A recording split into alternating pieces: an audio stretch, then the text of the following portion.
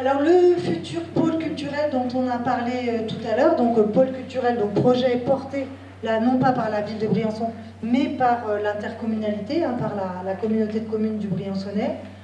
Donc je vous rappelle dedans la programmation, hein, c'est vraiment un nouveau théâtre, où là aussi donc, on essaye de travailler sur un théâtre qui aurait une capacité de place supérieure à ce qu'on a aujourd'hui, avec une scène plus grande qui permettrait demain d'accueillir d'être scène nationale et d'accueillir des programmations qu'aujourd'hui on ne peut pas accueillir au théâtre du Briançonnais parce que la scène n'est pas correctement dimensionnée. Donc il y a toute une partie de programmation, de spectacles qui ne peuvent pas venir à Briançon. Donc il y aurait un nouveau théâtre avec des dimensions de scène nationale. Le conservatoire de musique et de danse, là aussi avec une programmation qui permettrait d'avoir des salles de musique plus agréables, d'avoir une salle d'orchestre. C'est vrai qu'aujourd'hui, quand l'orchestre junior ou que l'orchestre des basses se réunit dans la petite salle en bas, ils sont très vite à l'étroit. Donc il y aurait aussi la possibilité d'avoir une salle plus agréable. Pareil pour la salle de danse qui est là-haut, voilà, d'avoir des locaux plus sympas. L'atelier des beaux-arts. C'est vrai que si vous allez aujourd'hui dans l'atelier des Beaux-Arts, ils arrivent à travailler sur un espace qui fait 150 mètres carrés avec une mezzanine. Donc là aussi, dans la programmation, on pourrait imaginer d'avoir un espace quand même plus intéressant, surtout qu'aux Beaux-Arts, ils multiplient, voilà, il y a différentes formes artistiques, hein, de l'aquarelle à la poterie, avec des espaces qui seraient bien dédiés, qui seraient quand même plus agréables. Et là, l'objectif au niveau des années, c'est quand ça? Ça, ouais. Ça passe au conseil communautaire sur le principe, au prochain conseil communautaire, dans moins d'un mois, où on va choisir soit de conserver l'ancien immeuble, mais on est plutôt parti sur la démolition de l'ancien immeuble, et un concours d'architectes derrière. On va leur demander d'avoir un peu de créativité, comme ceux qui ont construit la médiathèque. Et puis à partir de là, une fois le concours réalisé, il y aura un lauréat, comme toujours. Et puis à partir de là. Alors le projet, c'est un projet quand même à 23 millions. Voilà. Et c'est possible de détruire ce bâtiment? Tout est possible. Oui. Il n'est pas classé, il n'est pas inscrit. C'est ni classé ni inscrit. Et c'est un bâtiment qui date du début du siècle dernier.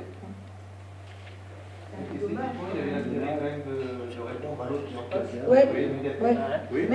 Mais alors on pourrait imaginer, c'est ce qu'on a. Il y a plusieurs. Après, comme dit Gérard Prom, on va travailler, on va déjà donner un cahier des charges avec la programmation, parce qu'il faut que tout ce que je vous ai dit tout à l'heure, ça rentre dans la programmation.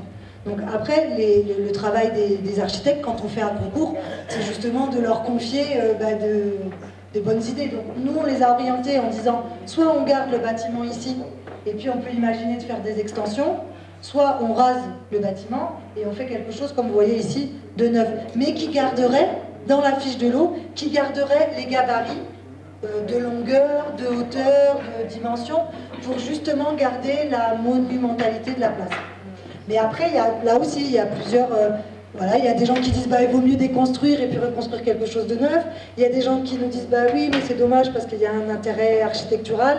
Donc l'idée du concours, c'est ça aussi qui est intéressant. C'est que de faire travailler des professionnels sur différentes pistes, ça permettra effectivement de voir...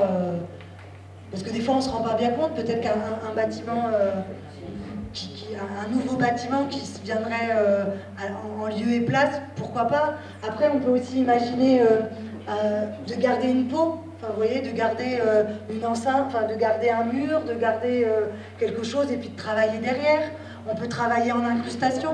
Par exemple, quand vous allez dans la vieille ville, vous savez, la maison du parc, c'était une vieille maison, puis vous avez vu dessus, on a travaillé, les architectes ont travaillé sur quelque chose de transparent qui vient se raccrocher.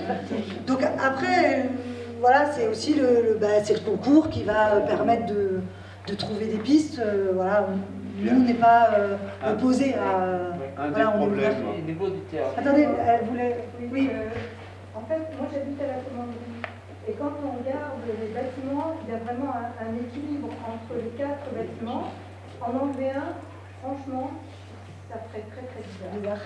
Vous êtes regardé les matchs, ça. Oui. Oui, par rapport au théâtre. Oui.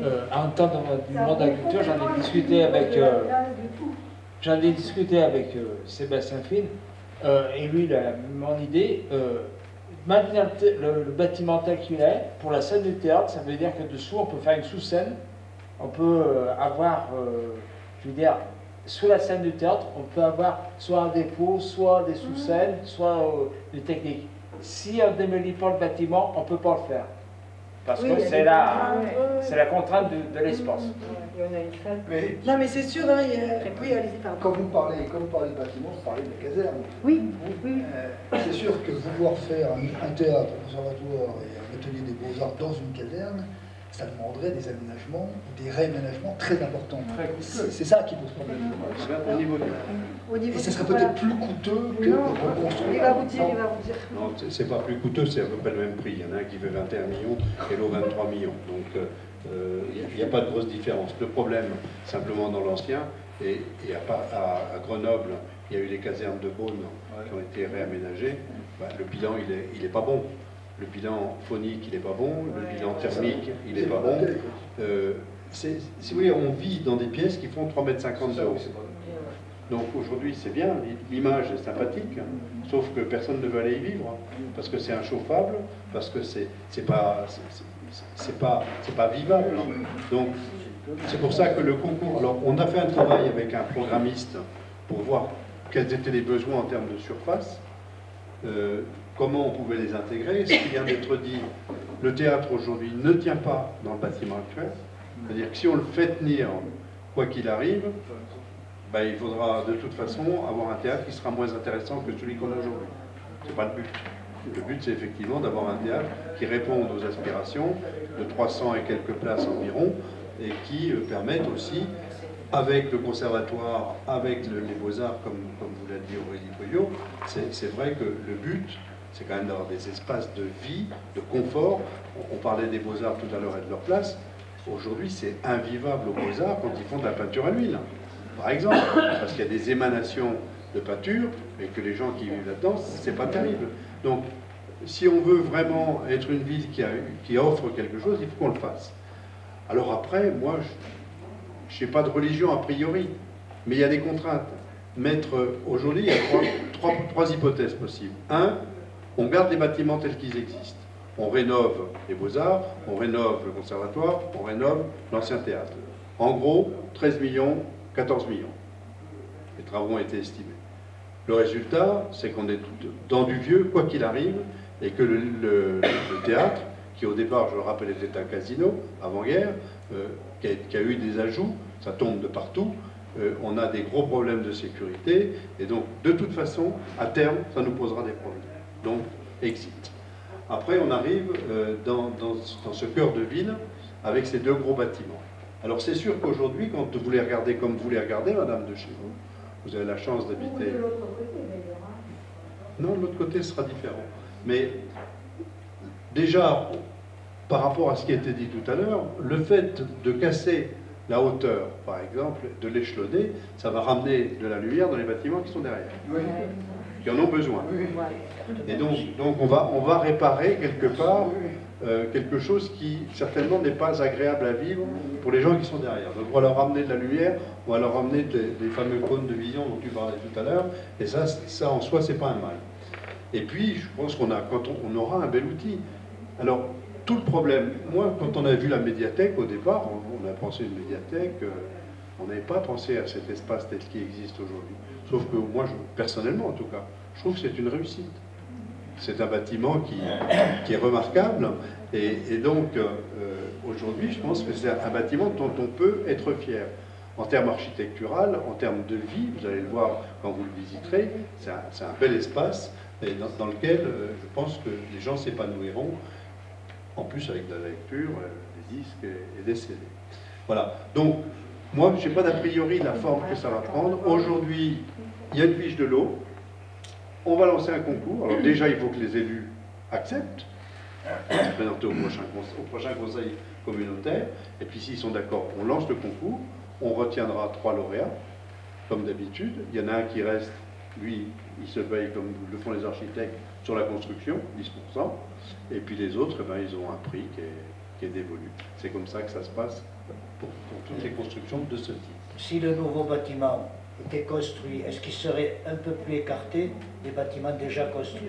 Oui, Ou est-ce qu'on le garderait à la même distance? On peut l'imaginer, mais moi je n'ai pas d'a priori, mon cher Jacques. Je dis, les architectes vont nous dire.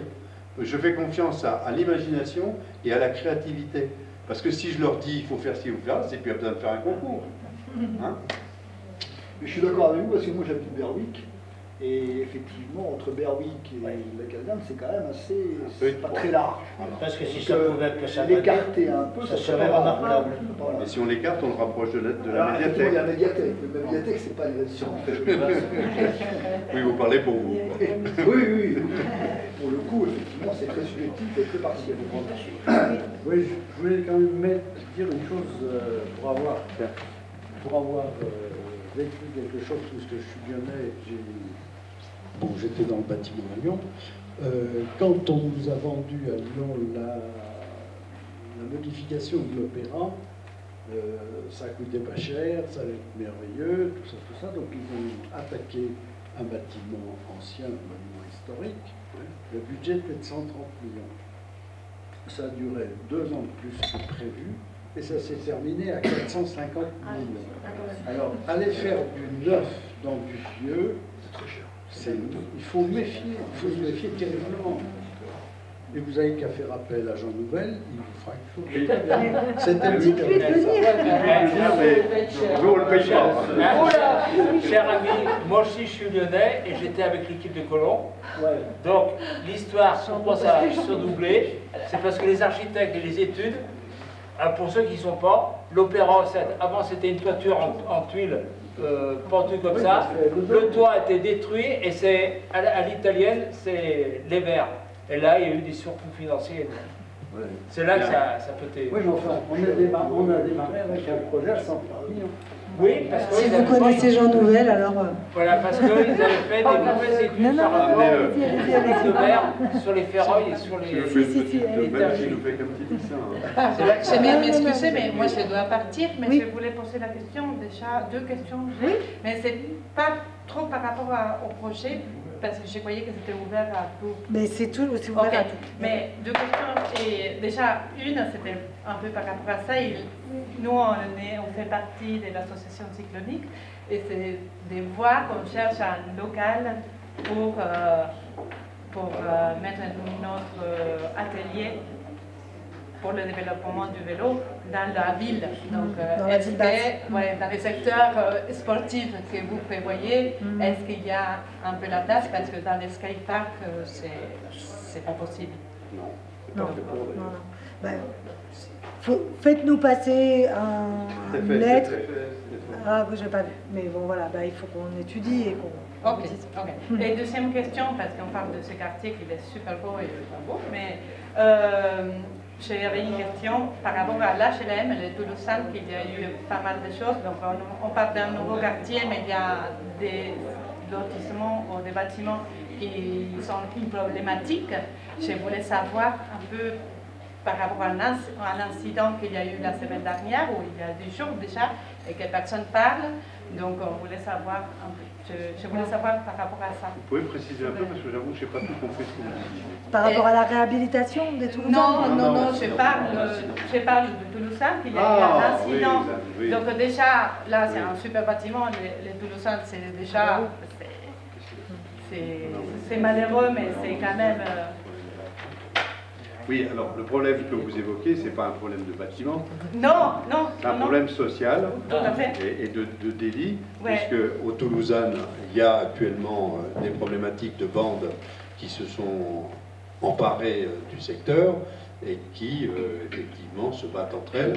Alors d'abord, il y a certainement du deal de certains produits, voilà, plus ou moins favorisants, et puis à partir de là, il y a des bandes qui se sont créées. Et dernièrement, il y a eu effectivement une bagarre entre une bande qui était venue de l'Argentière, des Turcs, et les jeunes locaux. Il y a eu des coups de feu tirés, alors, mais on ne sait pas si les coups de feu ont été tirés par quelqu'un qui en avait ras-le-bol d'entendre les gamins faire du cirque et à tirer en l'air, ou c'est eux qui se sont tirés dessus. Toujours été qu'on n'a pas trouvé de blessés. Mais c'est vrai qu'il y a une problématique. Alors là, on est dans un autre monde. Moi, il y a une réunion qui va se tenir bientôt avec la préfecture et autres. On est dans des HLM anciens qui ont des populations plus ou moins fragiles. Et donc, le problème que vous posez, c'est un problème d'ordre, je dirais, de sécurité publique tout à fait. Et de sociologie. Alors, on y travaille, on a des services de prévention qui y sont, qui connaissent. Maintenant, il faut aussi que l'État joue son rôle.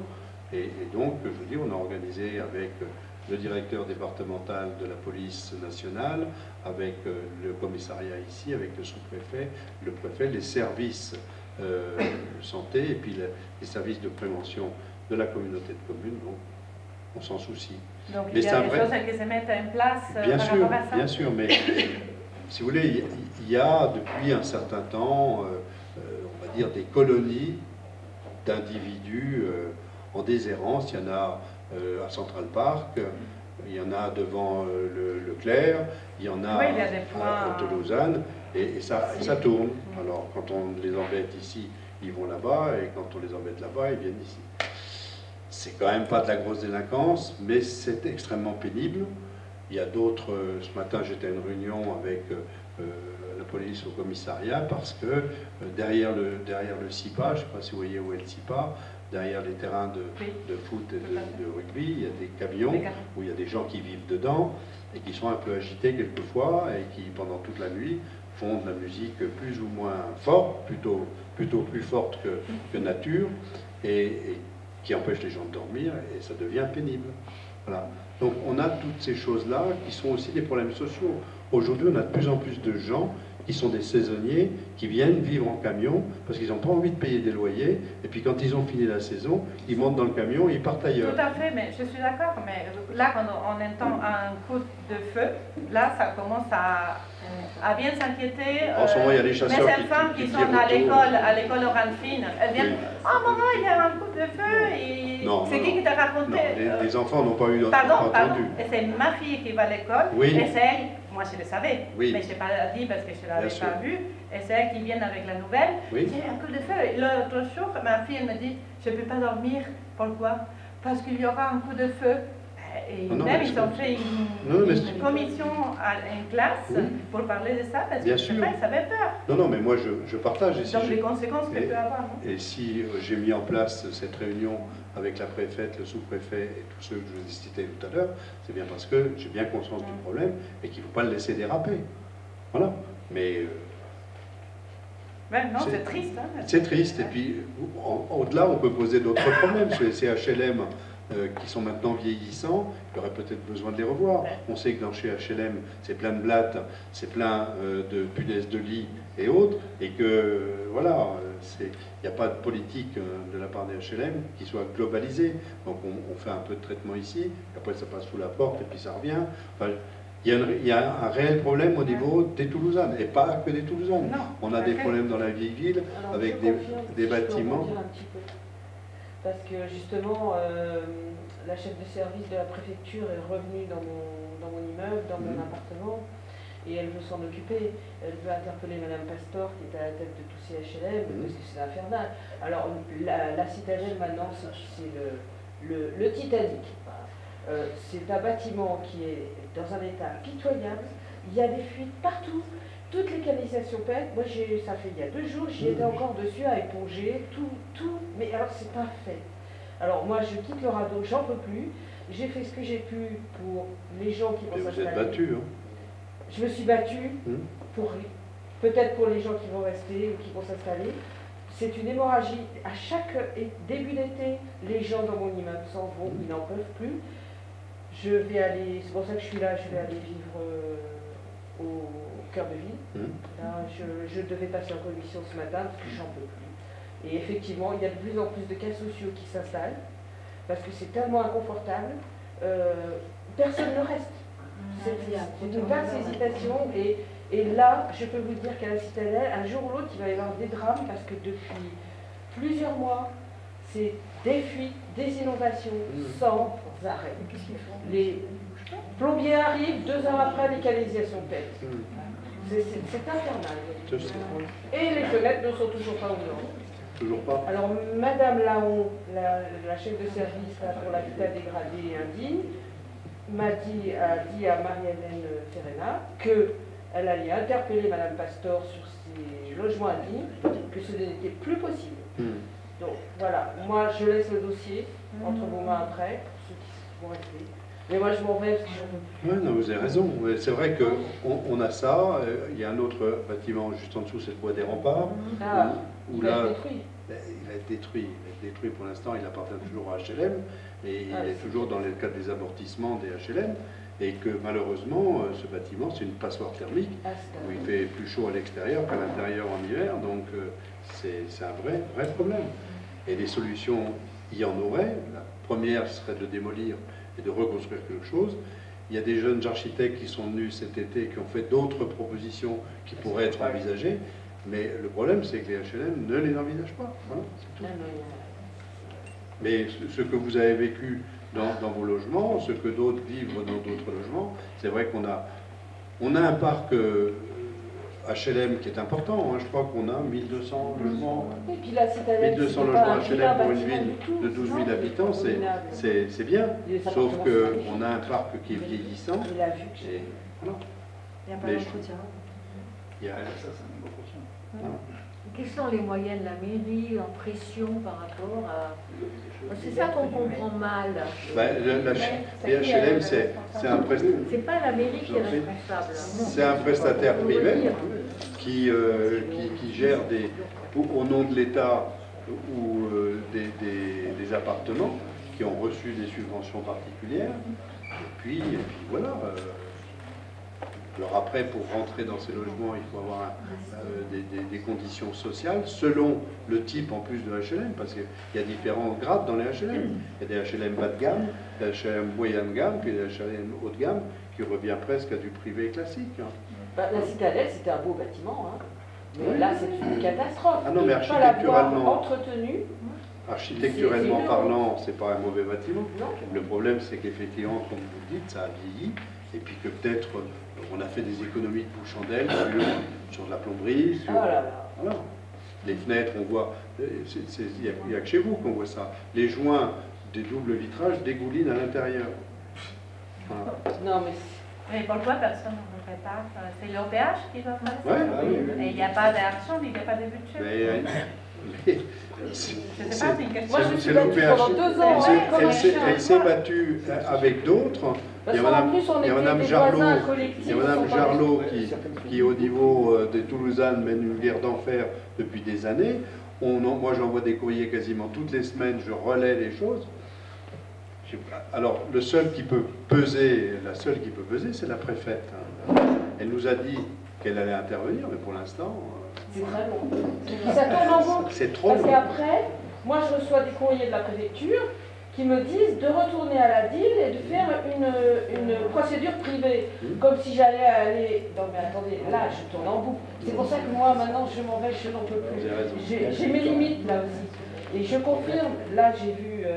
En fait c'est vrai que je réponds aux critiques, c'est vrai que ça fait un peu béton quand on est à l'extérieur sur l'avenue, mais le cœur de ville, quand on est dedans, on est bien.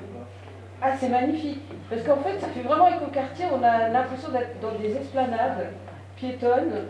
Et puis, bon, les bâtiments du fond, moi, là, aujourd'hui, je devais passer en commission sur les 3F, là où je vais être en face du parc. C'est très joli. Quand on est dedans, il n'y a pas de vis-à-vis du tout. En fait, mais c'est très beau, c'est très très beau. Et moi je me félicite que les Beaux-Arts vont être à côté, donc je vais suivre les Beaux-Arts. Très bien. Bien, on va continuer parce que je vous en prie. Mais vous pouvez prendre contact avec nous, madame.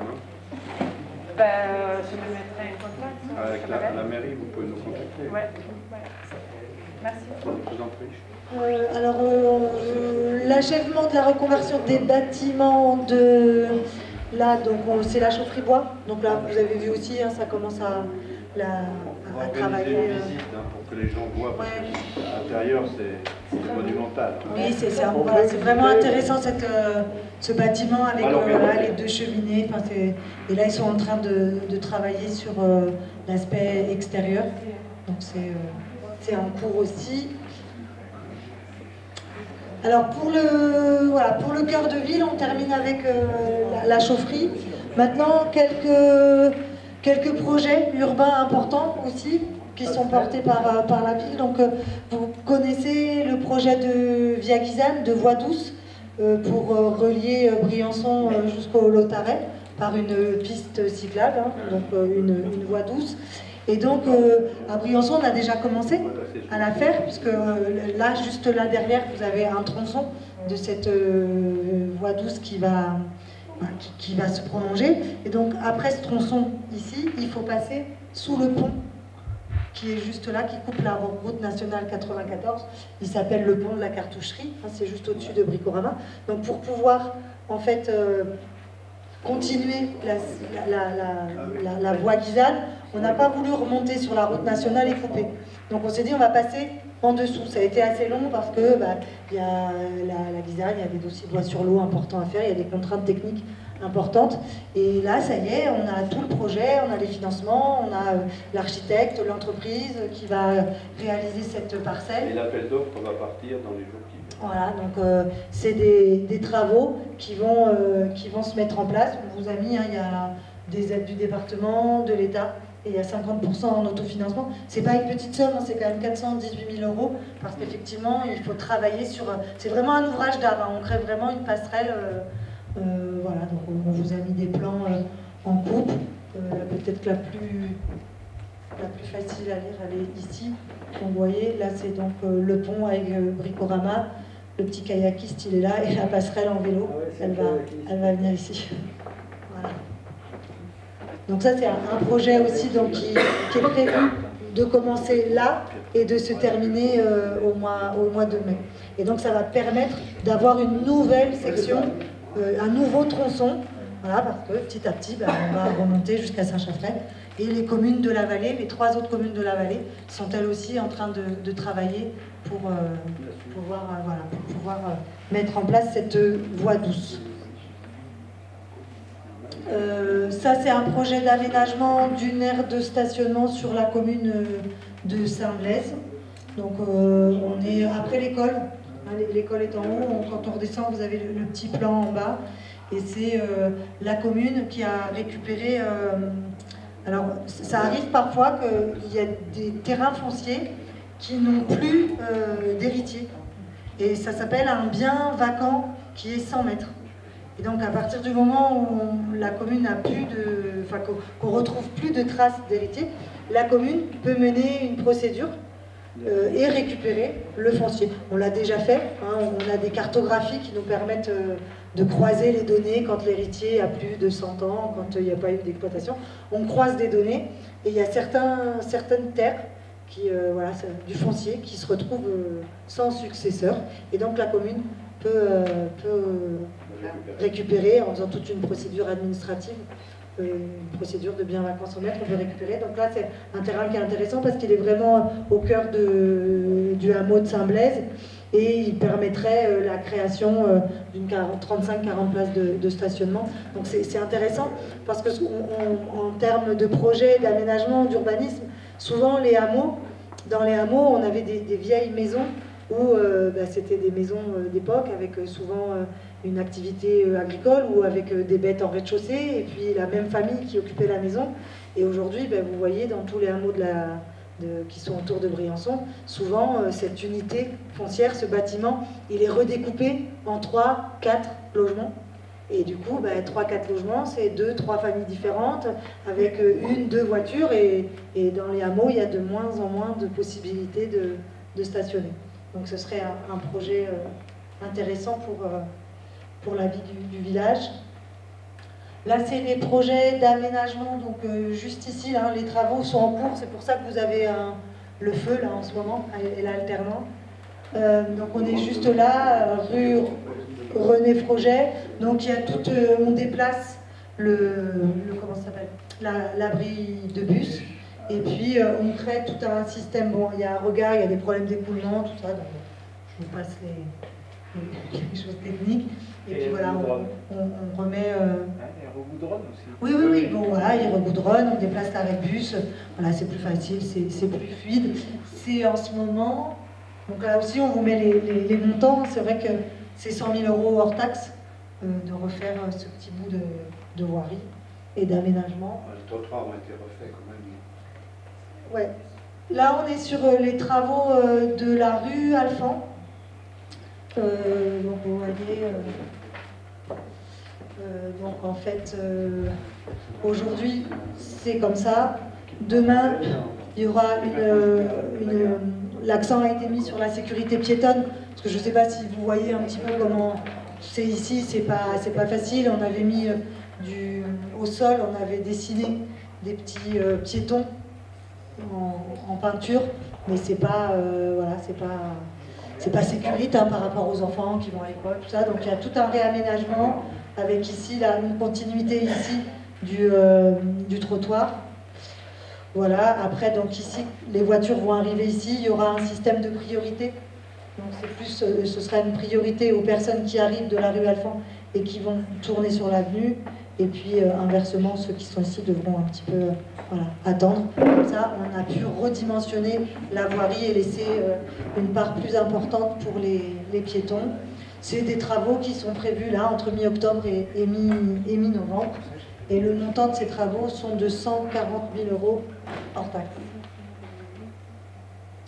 Ça, là, on a un projet, j'en parle vite fait, mais malheureusement, j'avais pas tous les... Enfin, c'est un projet qui est en cours d'études. Vous savez, dans le parc des sports, il y a le fameux mur d'escalade, qui est un mur qui sert aux mondiaux d'escalade, mais qui n'est pas couvert. Et on a le projet de pérenniser les mondiaux d'escalade, puisqu'on a eu des accords avec la Fédération française pour garder encore, pour les 2 prochaines années, les mondiaux d'escalade. Mais ce qu'on aimerait, et on aimerait aller plus loin, on aimerait se positionner sur un projet qui s'appelle Terre de Jeux 2024, parce que vous savez que les Jeux Olympiques auront lieu à Paris en 2024, et qu'il y a tout un dispositif d'État dans lequel on pourrait s'inscrire pour que les athlètes viennent sur notre territoire s'entraîner dans le cadre de Terre de Jeux 2024. Et donc pour qu'on puisse avoir une structure qui permette de s'entraîner à l'année, qui permette aussi de bien inscrire le territoire briançonnais comme une terre d'escalade, on a un projet de couvrir le mur. Donc on a demandé à un architecte de nous faire des propositions pour couvrir ce mur, mais j'avais pas encore tous les éléments pour le mettre. Et puis évidemment, voilà, ça permettrait aussi donc, de s'inscrire dans ce dispositif, mais aussi de travailler demain sur un mur qui soit ouvert toute l'année, parce qu'aujourd'hui le mur Chancel où est pratiquée l'escalade, il est très vite saturé, et c'est vrai que Briançon a une vraie vocation à devenir une terre d'escalade comme elle est terre de vélo. Donc c'est aussi voilà, tout un projet. Dès qu'on a d'autres infos, au moins des perspectives, je vous montrerai tout ça. Donc là, c'est les travaux qui vont être en cours et qui vont aussi s'achever avant la fin de l'année. C'est le prolongement du Merlon des Salettes. Donc vous savez qu'il y a un bloc qui était tombé, on en avait parlé ici, et que de ce fait, on a travaillé rapidement avec les services de l'État pour pouvoir prolonger. Il y a déjà un Merlon qui existe, et donc l'idée aujourd'hui, c'est bien de prolonger le Merlon des Salettes pour sécuriser le maximum cet endroit. Alors c'est vrai que l'urbanisme et les projets de Briançon sont contraints parce qu'on a un plan de prévention des risques naturels qui est important sur notre territoire par rapport à d'autres communes. Alors forcément on est en commune de montagne, mais par rapport à d'autres communes, c'est vrai qu'à Briançon, on a tous les risques naturels que l'on peut trouver. Voilà.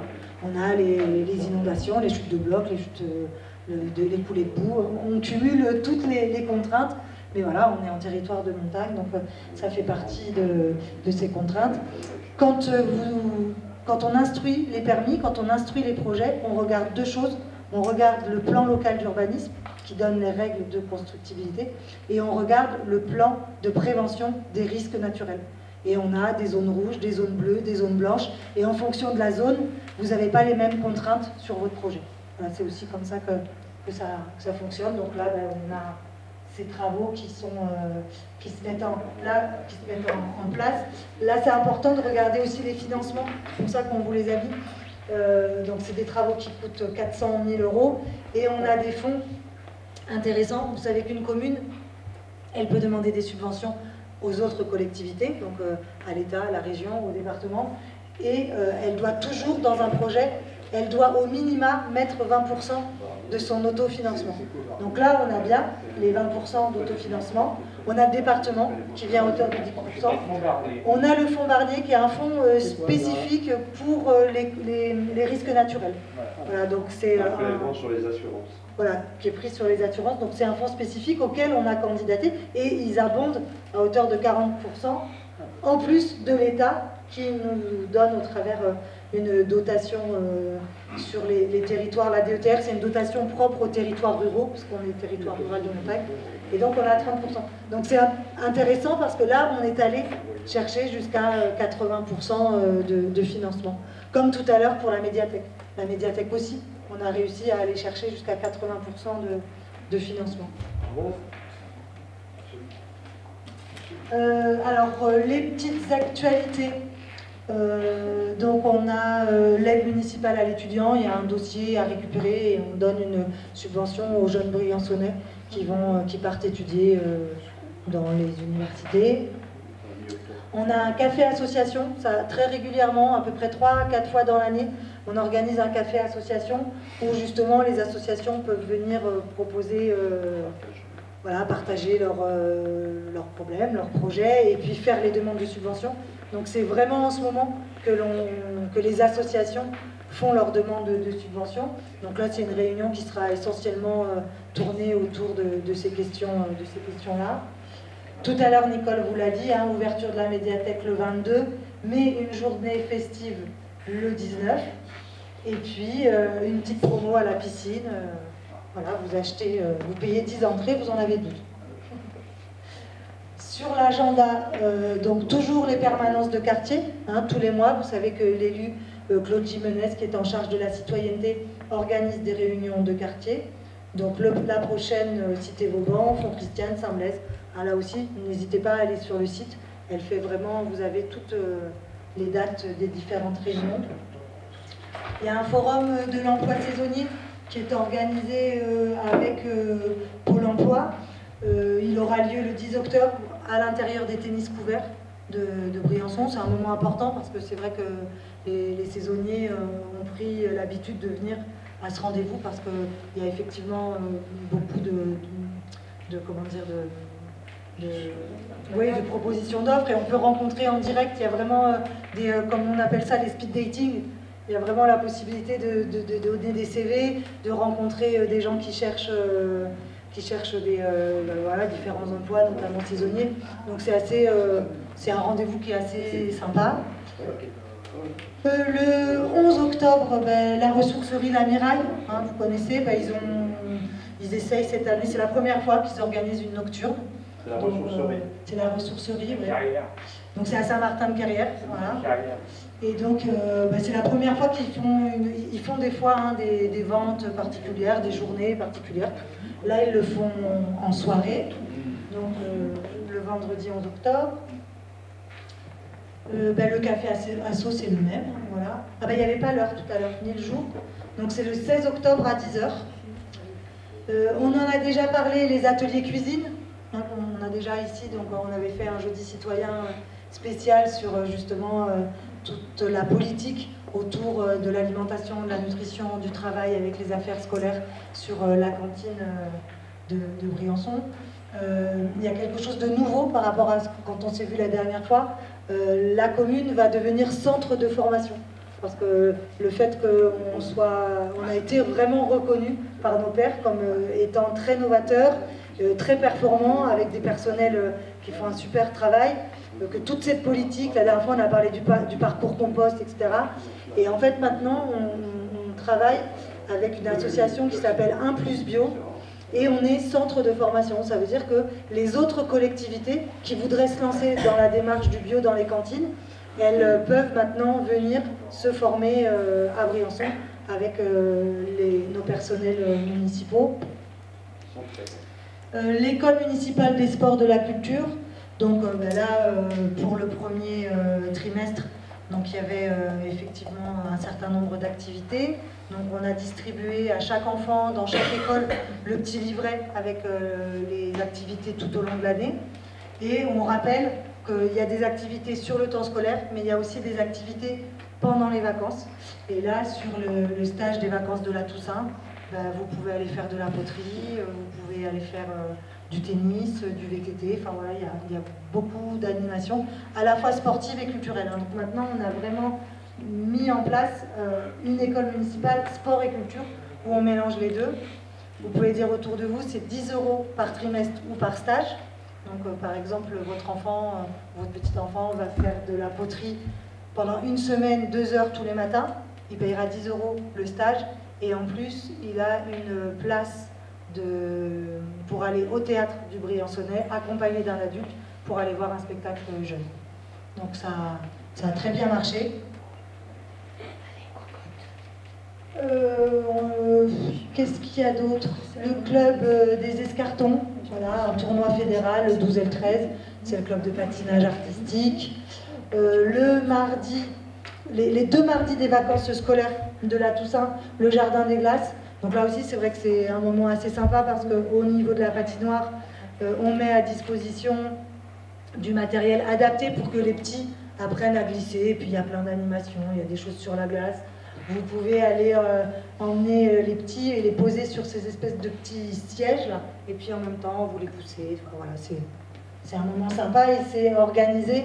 Il y a les agents de la ville qui s'occupent du... Sauter les diablos. J'ai sauté les diablos, pardon, oh là là. Le hockey sur glace, alors avec cette année beaucoup de matchs, parce que vous savez que cette année, on est retourné dans Ligue Magnus. Donc il y a beaucoup plus de matchs, il y en a voilà, assez souvent. Et donc là, les prochains matchs pour aller soutenir l'équipe, c'est le 11, 18, 20 et 29. Donc il y aura beaucoup de matchs pendant les vacances scolaires. Tout à l'heure, on a parlé du jardin des glaces. Il y a quelque chose de très sympa, c'est les nocturnes musicales à la piscine. Donc la piscine est ouverte donc, en nocturne. La prochaine, c'est le mercredi 23, de 20h15 à 22h15. C'est une entrée classique, il n'y a pas de supplément. Et il y a de la musique, de l'ambiance, des lumières, il y a des trucs très sympas. Une soirée zen aussi, le mercredi 30, sur les mêmes horaires. Beaucoup d'actualités. Donc l'affiche samedi 19, donc c'est vraiment Fêtons ensemble l'ouverture de la médiathèque La Ruche. Donc on vous avait aussi expliqué ici que La Ruche, ça a été un choix qu'on avait proposé à la population. Donc c'est les Briançonnais qui ont voté sur Internet. C'est le choix de La Ruche qui est ressorti.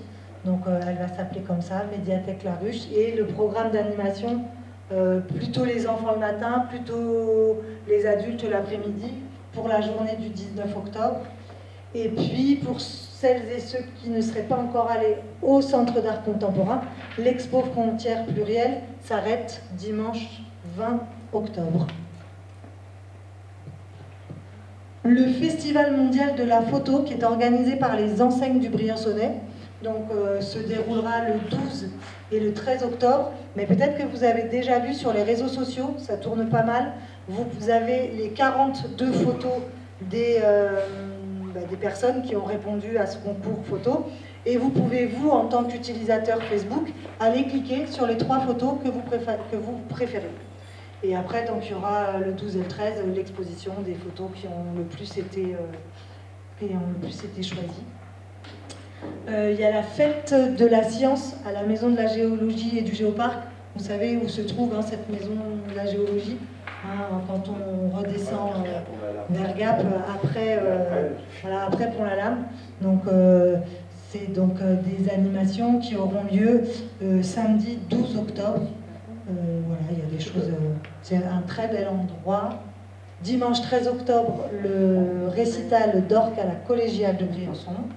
Alors, tout ça, vous retrouverez tout sur le site internet, parce qu'il y a beaucoup d'actualités. Je suis allée un peu vite sur la fin, mais quand vous avez un doute, n'hésitez pas à aller sur le site internet. Voilà, maintenant on peut échanger et répondre à toutes vos questions. Avez-vous des connaissances sur ce qui se passe au niveau du train? Parce que moi j'ai voulu descendre pour une opération de Marseille. Et on m'a annoncé que le train était 6 heures parce qu'on allait en train jusqu'à Gap et qu'après on y allait en car. Jusqu'à Marseille. Jusqu'à Marseille et même chose au retour. Donc est-ce que ça va durer encore jusqu'à Saint-Guinglin? Parce que 6 heures dans chaque sens, c'est un peu insupportable. J'ai pas d'infos particulières. T'as des infos particulières sur... J'ai pas d'infos particulières sur cette ligne-là. Des problèmes avec Grenoble, mais sur Marseille... Le drame, si vous voulez, c'est qu'aujourd'hui, la SNCF, malgré ce qu'a dit le nouveau directeur ce matin, en disant qu'il était un ancien de la SNCF et que lui, il s'était battu pour les trains qui partaient à l'heure et puis qui balayaient, puis c'est une catastrophe. Aujourd'hui, la ligne Valence-Briançon, elle est désuète. On n'est pas sûr qu'on pourra compenser, alors on nous dit que oui, mais qu'on pourra compenser entre Veynes et Grenoble. Et puis pour descendre à Marseille, ben, c'est ce que vous avez décrit, c'est-à-dire de plus en plus, le train est remplacé par le car. Donc, pour des raisons qui sont toujours intéressantes, mais qui ne tiennent pas la route, quoi. Voilà. Et ça fait maintenant des années et des années que ça dure. Et que malheureusement, on ne voit pas le bout du tunnel. C'est approprié. Est-ce que le parking La Bobine sera payant? Absolument, bonne question. Mais vous connaissez des choses gratuites? Oui, j'aimerais bien. Ah bon? Oui. Non, mais... Au cinéma, on paye le cinéma, on ne peut pas payer le parking. Non, mais vous n'avez pas payé le parking. Dans Briançon, nulle part, vous ne payez le parking de nuit. Donc, de nuit, ça ne sera pas. Non. Après, il faut voir. Comme vous a montré Aurélie tout à l'heure, vous avez vu les coûts des opérations et à un moment, il faut bien que on paye les entreprises, qu'on paye l'entretien. Alors, quand même, il faut qu'à Briançon, on arrête de se faire des films. 80 centimes de l'heure. Vous direz, quand vous allez à Marseille, à Lyon ou ailleurs, ça pose un problème quand vous payez quelques euros de l'heure. Et l'autre jour, je regardais sur Internet pour aller à Dubrovnik et puis éventuellement sur place pour une voiture. Vous savez combien c'est l'heure à Dubrovnik? 17 euros. C'est Dubrovnik. Oui, Briançon, c'est du Briançon. C'est classé aussi au patrimoine mondial de l'UNESCO. Voilà. Donc il ne faut pas dévaloriser Briançon. Ça ne va pas passer à 17 euros. Ça va pas passer à 17 euros. Non. Rassurez-vous, on a une marge de progression. Non, mais moi je veux bien qu'on fasse pas payer. On ne peut pas tout faire. On n'augmente pas les impôts. Depuis 10 ans que nous sommes là, nous ne le faisons pas. On essaye. Aujourd'hui, cet été, on a laissé des parkings couverts gratuits. Parking du ProRail. Il n'y avait pas un chat. Non, il n'y a personne. On a construit le parking de l'Aigle Bleu, il n'y a personne. Quand on me dit qu'il n'y a pas de place à Briançon, ça me gêne parce que... Alors c'est vrai qu'il faut faire 250 mètres à pied quelquefois de sa voiture. Mais si, les gens c'est comme ça, c'est comme ça. À l'hôpital, ce matin j'étais à l'hôpital parce qu'il y avait une réunion, j'ai une très bonne nouvelle d'ailleurs. L'agence régionale sanitaire a reçu 7 millions pour les travaux dans les urgences. L'agence régionale de santé. Santé, pardon, c'est ce que j'ai dit. Sanitaire. Oui, c'est l'ARS. Santé, oui, c'est fondamentalement différent, vous avez raison. Et donc, nous avons, dans cette opération, réussi à avoir 1,3 million. Voilà. Ça veut dire qu'on peut reconstruire complètement et recomposer nos urgences de manière à faire une file rapide et puis une file sérieuse où effectivement il y a de l'urgence. Donc voilà, on a aussi des bonnes nouvelles à Briançon et comme vous le savez dans le cadre toujours de l'hôpital, un IRM dans moins d'un an. Wow. Après, le parking n'est pas cher. Par contre, il y a toujours pas... Pour l'instant, il est gratuit alors. Mais ça va changer. En dessous, le nouveau. Oui, c'est très bien. C'est le Champ de Mars, il n'est pas cher. Mais non, c'est pas cher. Mais les parkings ne sont pas chers à Briançon. Il y a toujours des problèmes avec certains spécialistes, par dermato... Alors, ça malheureusement, on essaye.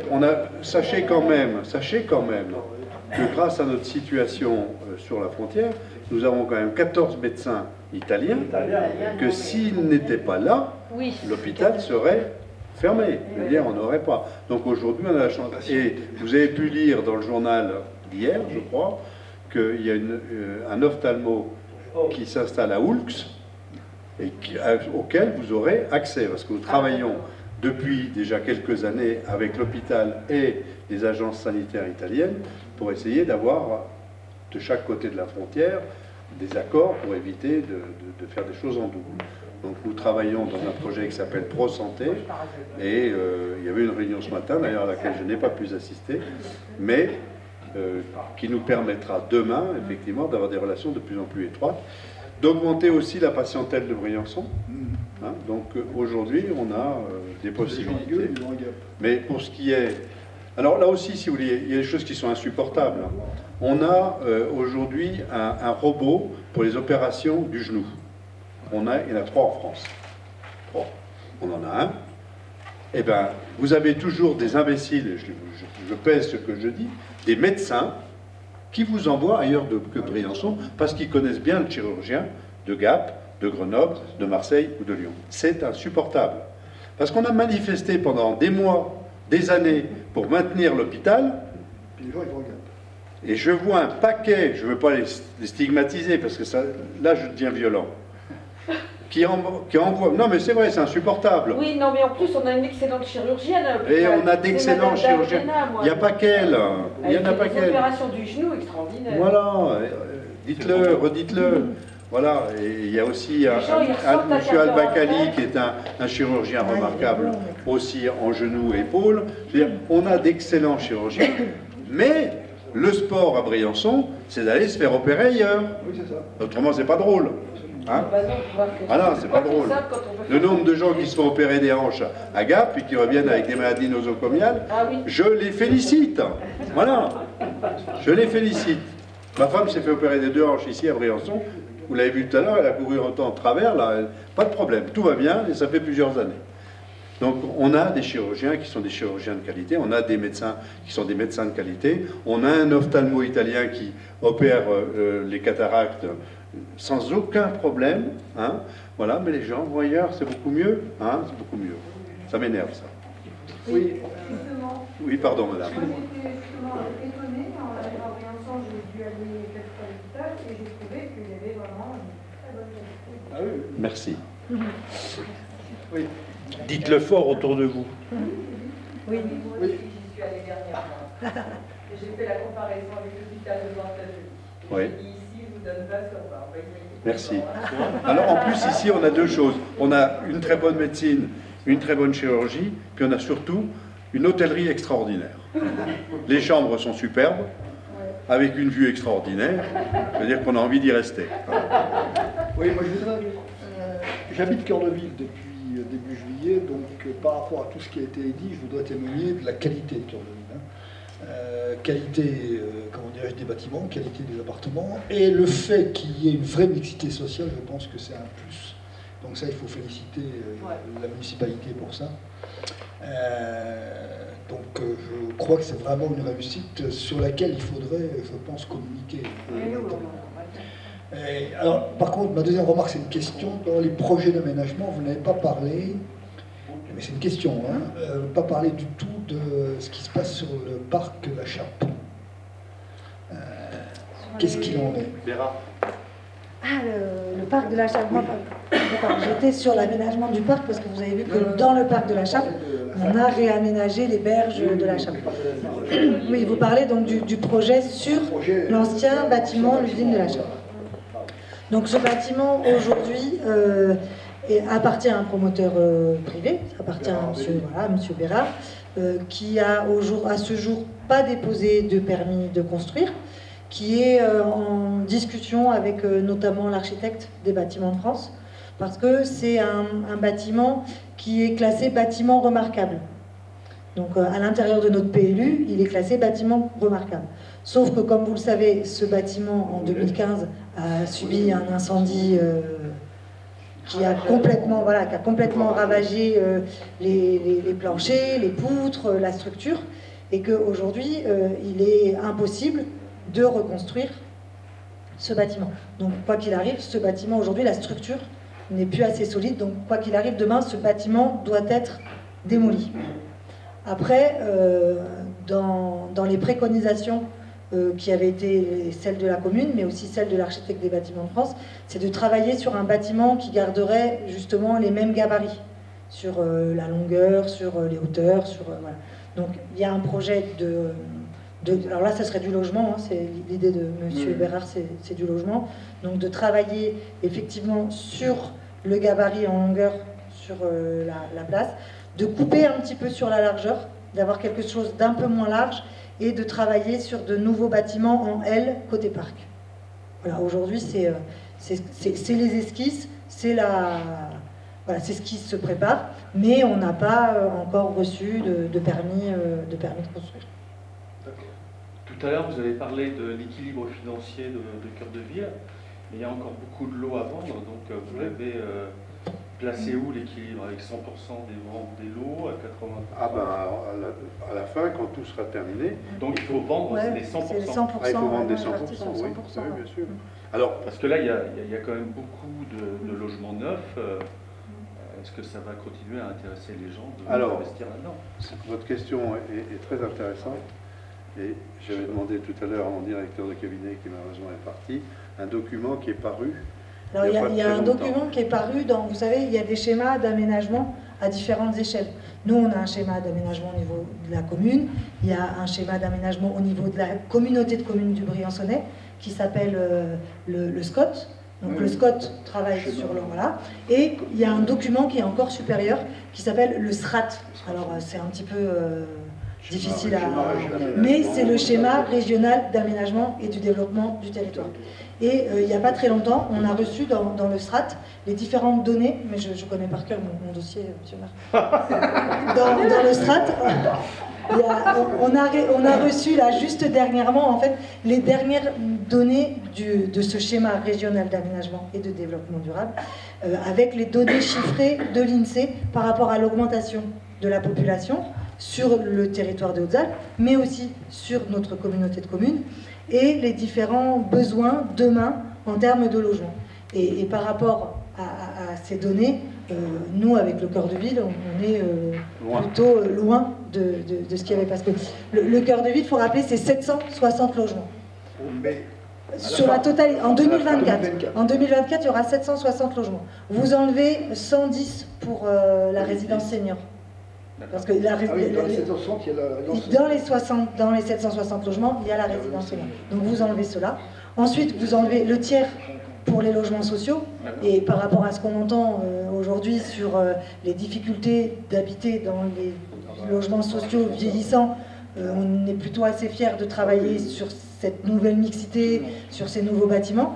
Donc sur ces 760 logements, il y a encore un tiers de logements sociaux.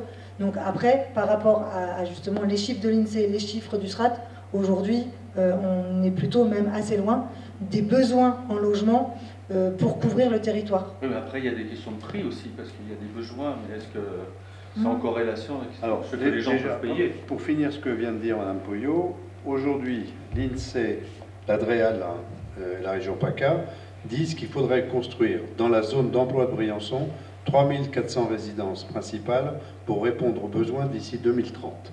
Voilà. Du fait des projections de population. Voilà, des projections de population dans toute la zone d'emploi de Briançon. Voilà. Voilà, donc c'est les données qui sont là aujourd'hui. Aujourd'hui, il y a quand même des programmes immobiliers importants qui sont en train de... Comment ? 3400, ça me paraît énorme. Ben moi aussi. Il y a une croissance démographique qui est plus importante. Ils n'ont pas rajouté un zéro, nous? Non, il faudrait peut-être en enlever un plutôt enlever. Oui, c'est eux qui en ont rajouté un, mais à mon avis, ça passe. Non, mais je connais l'INSEE, je suis l'INSEE. Non, je crois que c'est une projection. Et aujourd'hui, quand vous regardez aujourd'hui les programmes, il y a un programme qui est sous la route de Grenoble, de 110 logements. 110 logements, les grands chalets, ça s'appelle. Il y en a 40% de vendus avant même que. Pour l'instant, il y a les parois cloutées et c'est tout. Et il y a déjà 40% de vendus. Donc ça veut dire qu'il y a des gens qui en achètent. Il y a le programme dont on vient de parler de M. Bérard Rabelli. J'ai reçu, tu l'as vu, la lettre de M. Korolov, qui veut construire aussi quelques vingtaines, trentaines de chalets dans la zone de la Croix-du-Frêne. Enfin, aujourd'hui, il y a de la demande. Et si aujourd'hui les promoteurs y vont, promoteurs, vous savez, en général, ils n'y vont pas pour perdre de l'argent. Et on n'est pas dans une bulle financière ici. Et la ville de Briançon, et je tiens à le répéter, parce que souvent les gens disent, mais qu'est-ce que va coûter la ville? Ça ne coûte rien la ville, ça rapporte à la ville. C'est-à-dire qu'à terme, tout le foncier bâti qu'on va retirer, va apporter des ressources à la commune. Hein. Donc, et en plus, il y a encore autre chose que beaucoup de gens ignorent, c'est que la taxe d'habitation, elle a été supprimée, sauf pour les résidences secondaires. Oui. Hein? Et pas totalement supprimée. Et pas, ça dépend des revenus.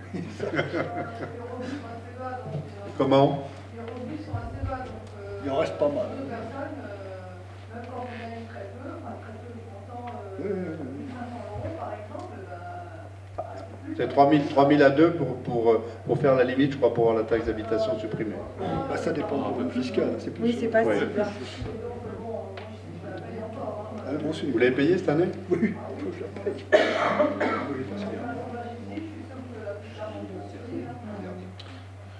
Bon. Non, mais c'est sûr, moi je parlais du foncier bâti par rapport à la construction, et rappeler que, parce qu'ici on le sait peu, le foncier bâti pour les résidences secondaires, déjà par rapport aux autres, c'est 10% de plus.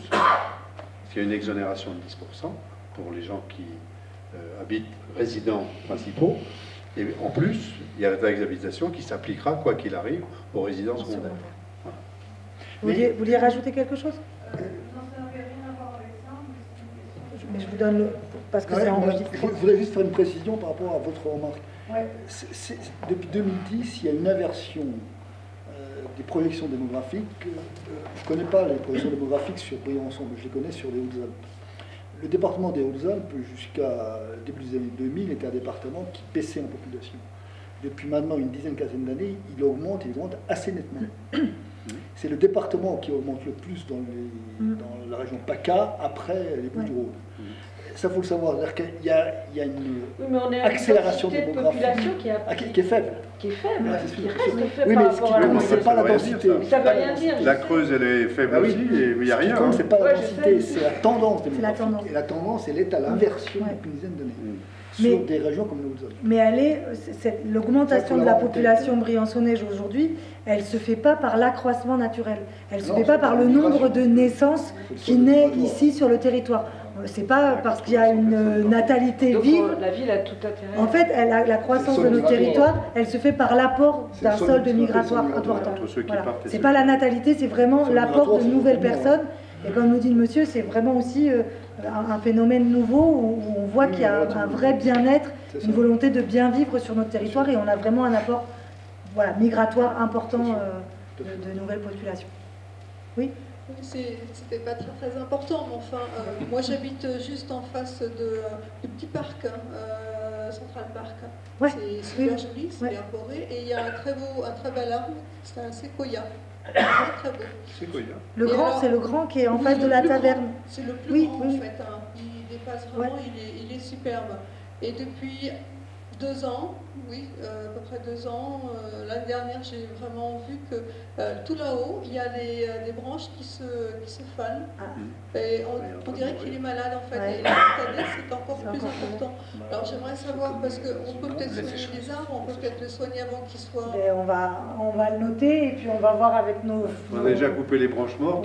Et téter en haut et puis faire des carottages. Des carottages dans le voir comment tronc il est. pour voir s'il est pourri ou pas à Parce l'intérieur. que vous vous rappelez, il y a 7-8 ans, il y avait eu une tempête et il y avait un arbre qui était tombé dans le petit parc. Oui, il y en a régulièrement qu'on a quand ils sont malades.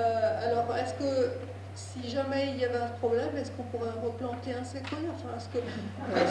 Pourquoi pas? On peut replanter un séquoia. Tout est possible. C'est pousse très lente. Oui, non, mais... Après, le monsieur nous dit que ça a une pousse très lente, mais on va en parler avec les... ça fait 200-300 ans. Ah oui. Donc, oui, mais pourquoi pas? Le problème, si on le plante, vous le verrez pas grandir.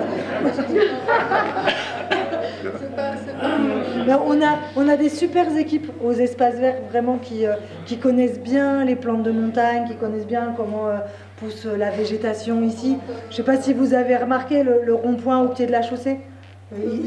Ils l'ont fait, puis après devant ils ont refait le petit talus. Enfin, on a des vrais passionnés, on va leur demander d'aller voir comment se comporte ce séquoia et puis si on les tête un peu, voir comment ils continuent, et puis si après on avait replanté des cèdres, parce qu'à la piscine, par exemple, piscine patinoire, on avait replanté des cèdres du Liban, parce que ça, ils ont aussi une génétique montagnarde, et il y en a un aussi dans le parc, ouais. Mais on va voir, le séquoia, je vais aller voir. Un tout petit problème technique que mes voisins m'ont demandé de vous poser. Oui. Il y a un bâtiment au cœur de ville qui va s'appeler la Citadelle. Oui. Et nous, on est la Citadelle Vieille Ville. Les gens se demandent s'il ne va pas y avoir des problèmes de... Il faut remarquer Citadelle VV, après, c'est que... Citadelle CD. Non, mais c'est que la Citadelle... DCD même. La Citadelle... La Citadelle du haut, on met toujours dans la vieille ville, on met toujours rue Aspirant-Jean pour la Citadelle, et là-bas, on mettra avenue du Général Barbeau. Ouais, d'accord. Voilà. Ça devrait s'organiser. Je voulais rebondir sur les arbres. Dans le futur espace vert du cœur de ville, il reste des grands arbres, certains sont très beaux, mais beaucoup sont très abîmés par les travaux qui ont eu lieu. Je me posais la question des élagages possibles qui devraient avoir lieu bientôt. Est-ce que certains sont prévus? Je ne sais pas. Il y a notamment devant la commanderie 2 gros je vois, on les a gardés, très abîmés et qui mériteraient vraiment d'être un peu si on ne veut pas les perdre. Alors ça c'est pareil dans les fiches de l'eau, tout à l'heure, je vous ai dit, il y avait des prescriptions architecturales, environnementales, paysagères, et il y a des prescriptions par rapport aux arbres. Et Falossi a fait tout un travail sur quel arbre on devait garder, et c'est pour ça que ces marronniers devant la commanderie ont été gardés, et puis d'autres doivent être replantés. Mais s'ils ne sont pas élagués... Mais là, on va noter, on va voir avec le promoteur, pour qu'il puisse effectivement leur redonner un petit coup... avant l'hiver. Et le parc qu'il y aura au fond, justement, de l'écoquartier, là, du cœur de ville, qu'est-ce qu'il y aura comme arbre, c'est des espaces verts, comment ça va se passer? Oui, il y a il y a des plans. Dans le dernier place publique, on avait justement donné un plan. Il y avait un plan avec justement toutes les essences qu'on allait retrouver à l'intérieur de... Voilà, il y avait le plan et toutes les essences. Donc c'était plutôt bien fait. Après, le parc aujourd'hui, donc effectivement, il est divisé plus ou moins en 3 parties, en gros, parce qu'il y a tout un système de bancs publics qui vont être construits un peu en forme de restanque, parce qu'après, vous avez vu, du parc, il y a un escalier qui remonte sur le boulevard du Lautaret. Donc on est un peu en restanque. Donc il y a tout un travail sur du mobilier urbain avec des restanques qui font office de banc. Et dans le parc, il y a aussi tout un travail avec les canaux, parce qu'il y aura tous les réseaux d'eau, tous les canaux qui vont traverser. Il y a le grand canal de ville qui va traverser le parc à ciel ouvert. Donc il y aura aussi à l'intérieur du parc, on verra un petit peu on entendra le bruit, il y aura de l'eau. Voilà. Ça sera feng shui. Ce sera feng shui, ouais, ce sera. Oui. Après, c'est vrai, moi je vois les plans, je me fais des idées, mais je comprends que c'est pas toujours facile de se projeter et de dire en 2024 ce sera comme ci, comme ça, mais en tout cas ça a été bien pensé. Enfin, ces détails-là, ils sont pensés. 2021, ce sera terminé le parc. Alors l'année prochaine, printemps prochain, on reprofile le terrain naturel, on met tout la terre, tout ça, et on plante, on engazonne. Super. Voilà. Après, on va attendre de voir comment ça marche, et après l'été, il y a déjà les premiers travaux sur les espaces publics, les bancs, la connexion. Voilà, la connexion à cet endroit-là. Après, il y a des choses qui ne sont pas encore vraiment décidées dans le parc. Par exemple, on a été interpellés par des nouveaux locataires du cœur de ville qui nous ont dit nous, on a des chiens. Et on a des chiens, on va avoir un parc. Alors, c'est un parc qui se veut ouvert. C'est pas le parc de la Chape. Le parc de la Chape, il est fermé tous les soirs à 6h30. Il y a quelqu'un qui le ferme. Ce parc-là, il sera ouvert. Il y a tout un système de lumière qui va se déclencher au moment où vous vous promènerez dans le parc après le cinéma à la séance de minuit. Si vous reprenez le parc, il y aura tout un système de déambulation dans le parc avec de la lumière qui se déclenchera au moment où vous avancez. Donc sur les questions de sécurité, tout ça, ça a été pensé. Après, c'est vrai que c'est un parc qui n'est pas fermé. Celui de la Chape, les chiens sont interdits, donc il est fermé, il n'y a pas de chiens. Donc demain, dans cet espace-là, effectivement, la question du civisme et de la relation entre le maître et son chien. C'est une vraie plaie dans la vieille ville, les chiens. C'est une vraie plaie. Il n'y a pas que dans la ville. Pas que dans la vieille ville. Donc, On vous voit avez mieux vu, les crottes dans la ville. à côté du centre Le Poire, on a essayé un canipark. Je ne sais pas si vous êtes déjà allé derrière l'église. Ça marche assez bien. Donc, on se disait peut-être que demain, dans le cœur de ville, dans le parc du cœur de ville, il faudra peut-être avoir un endroit réservé pour un canipark. C'est des questions aujourd'hui, voilà, qu'on se pose. Alors, ouais. C'est surtout, je pense, une question d'éducation parce que des distributeurs de sacs, vous savez combien il y en a dans la ville? Il y en a plein.